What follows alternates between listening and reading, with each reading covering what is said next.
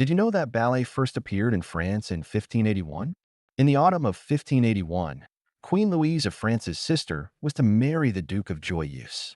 Wanting the occasion to go down in collective memory as the most extravagant social event of that year or any other year, the king's mother, Catherine de' Medici, who had left her native Italy to marry the Duke, who later became Henry II, commissioned the court musician and dance teacher Baldassarre di Belgioso to prepare the banquet.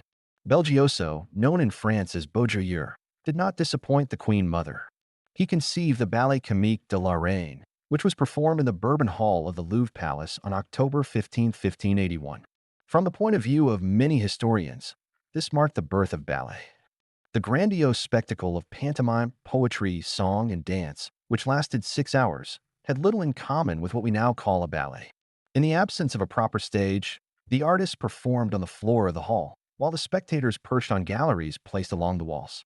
And although the word comique was included in the title, this production turned out to be extremely serious, having as its subject the escape of Odysseus from the nets of the sorceress Circe. In the end, the Greek gods defeated her, and the people paid homage to a much more significant queen, the one who reigned at that time and was present at the performance, Queen Louise of France.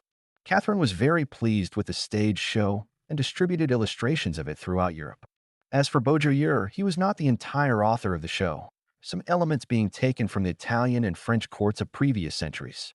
But the use of more extensive choreographic steps, in contrast to the previously free movements, was a revolutionary achievement in the history of dance. Baudelaire's extensive notes provide a fairly clear picture of how he conceived his work. All the movements, he wrote, were based on the geometric arrangement of several people dancing simultaneously to the tunes of harmonious instrumental music. In fact, all choreographers of the time had to have a knowledge of geometry, since they strove to reflect in the dancers' movements the perfection of planetary orbits and the harmony of metaphysical ideas. Given that in this early phase of ballet, the dancers wore long and uncomfortable costumes that limited their movements considerably, the familiar leaps, partner holds, and steps taken on point were not used.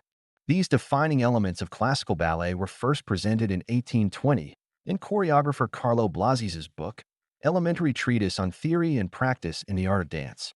The publication of this work marked the official birth of classical ballet.